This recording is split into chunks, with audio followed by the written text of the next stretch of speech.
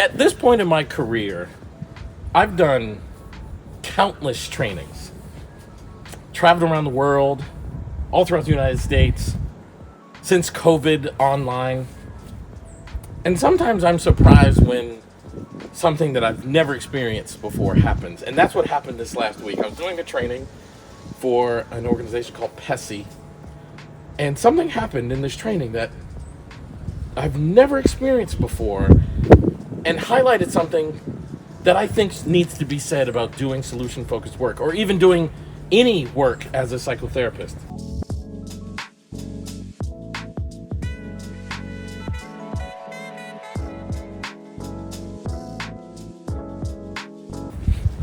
So here's what happened. A lot of times in my trainings, I'll show video examples of me working with clients' permission, of course. And I think that's the best way to learn, because you get to see how the approach happens kind of word for word, utterance for utterance. Like, it's not just the therapist recounting what's happened. You get to see how the conversation gets actually built word for word. In this particular training, was about, using solution-focused therapy, and this particular video was about me working with a couple. It's a really well-known video session. It's probably the most scrutinized video session in our entire field. Literally thousands of people have seen it. And we're doing a description, right? If you're not familiar in solution-focused brief therapy, there's really a couple of very important points of a conversation. The first is the very beginning, where you talk about the outcome the client wants to achieve, and then next is the description, where the client describes the presence of that outcome. So that's what happened here.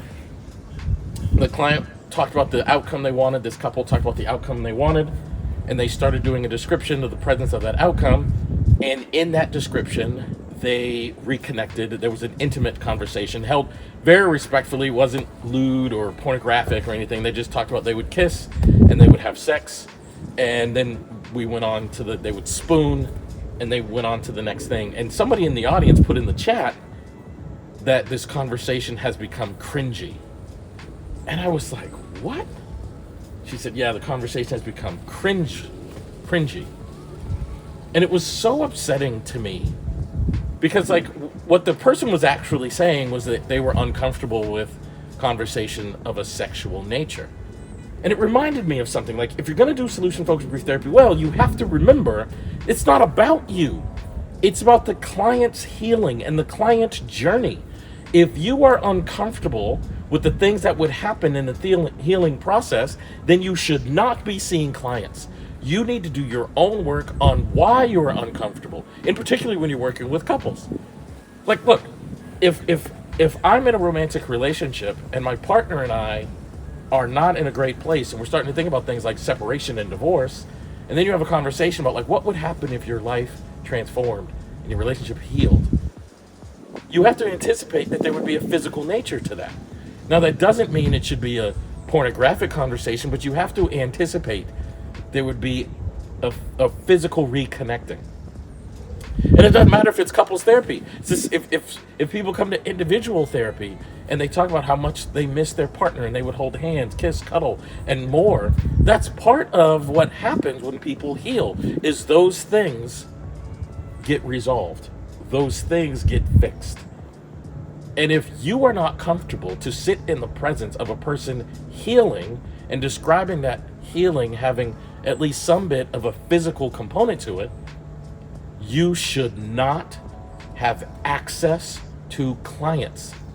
You are letting your own comfort and your own issues get in the way of somebody else's healing. When this happened in my training, I very passionately said exactly what I'm saying here. And then she was saying to me, I was just stating my opinion, and she doesn't think I should have responded the way I responded, and even went as far as saying, I'm sure you block people on social media just for sharing their opinion. And it's like, no, you've got to sit in this moment and recognize that you need to grow as a clinician, recognize you need healing, recognize you need access, you need to get better, you need to improve. You need to remember that the therapy session is not about you or your comfort. It's about your client and their healing.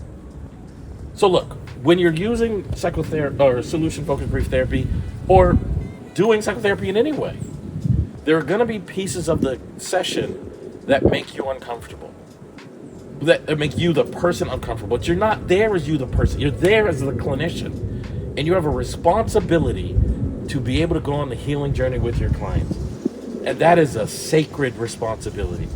If you allow your own uncomfort to get in the way, then you don't deserve the right to sit with people in their healing.